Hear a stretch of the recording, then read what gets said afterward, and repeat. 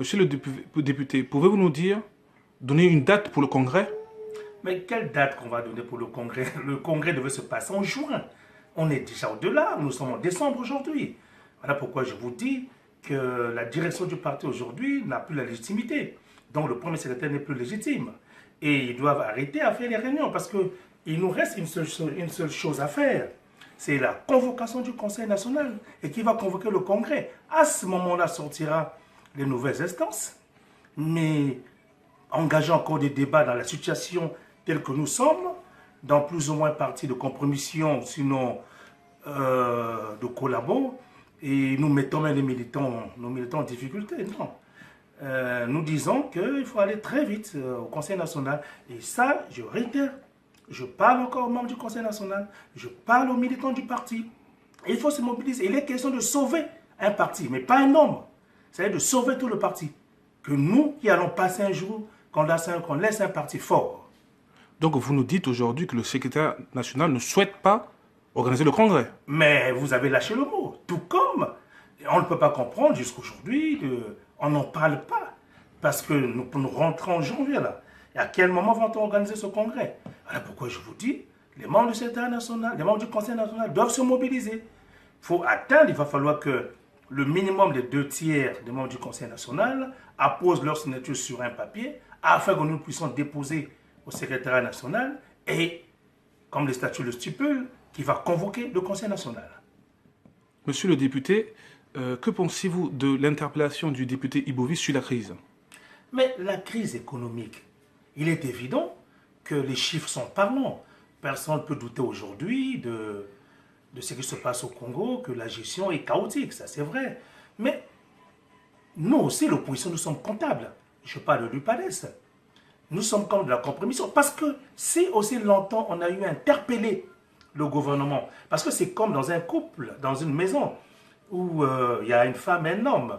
Et l'homme, quand il sort, il a tendance toujours à revenir, parce qu'il y a une femme qui l'attend à la maison. Donc nous faisons de contre-propositions. Si on jouait réellement notre rôle, si on n'était pas de la compromission, mais effectivement, on aidait aussi le pouvoir à travailler et à bien se contrôler. Parce que quelle est la conséquence après? Et vous savez bien que quand l'opposition que nous sommes dans le palais ne joue pas son rôle, le PCT est en face, personne. Et c'est le pays qui prend le coup. Donc au niveau de la démocratie, il n'y a rien. Vous comprenez? Nous sommes aussi comptables. C'est vrai, la gestion du pouvoir aujourd'hui est catastrophique, mais l'opposition aussi est comptable de cette gestion parce que nous n'arrivons pas à interpeller le pouvoir en place. Oui, on parle des arrestations. Oui, on parle des interpellations. Et mais en politique, c'est aussi ça. Donc il faut bien jouer son rôle. Nous, opposition, on n'a pas bien joué nos rôles. Ça aussi, il faut le dire. Nous ne disons pas que nous sommes dans une radicalité, une radicalisation. Non, on joue le rôle d'une opposition constructive en faisant de contre-propositions, en dénonçant ce qui se passe. Mais tant que nous ne sommes pas dans cette position, et nous sommes tous comptables. L'honorable Bouvé, j'ai bien suivi, oui, il a interpellé les membres du gouvernement. La crise, elle est évidente. La mauvaise gestion, elle est là. Mais nous sommes aussi comptables, nous, l'opposition, parce que nous ne jouons pas notre rôle. Donc aujourd'hui, selon vous, il n'y a aucune proposition concrète de la part de l'opposition. Mais l'opposition fait quoi? Mais regardez les débats au niveau de l'Assemblée. Je vous dis que l'argent des générations futures, mais on n'a pas la belle lorette. Quelle est l'opposition qui en a parlé? Personne. Et ils ont dilapidé cet argent comme ils ont voulu. En face d'eux, il n'y a personne. Et c'est très dangereux. Donc selon vous, aujourd'hui, dans la République, l'opposition est inexistante.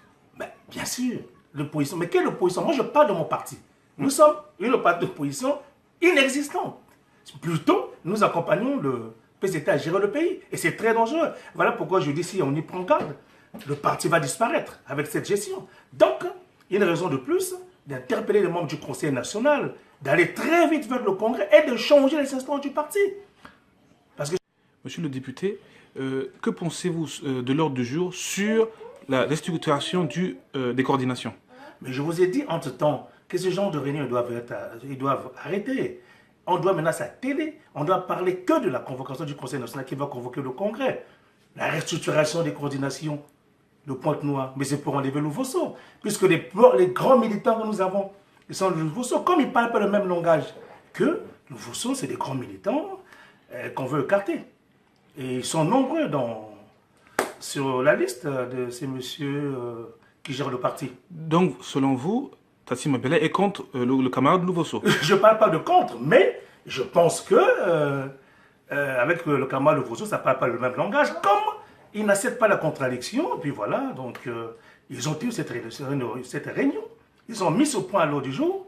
C'est pour pour débouter le camarade Louvosso de la coordination. Je parle des camarades qui pensent parti, comme le camarade Louvosso, qu'on veut mettre de côté. Et c'est visible, hein, de toute façon, par le comportement de la direction du parti, notamment son chef. Je vous remercie.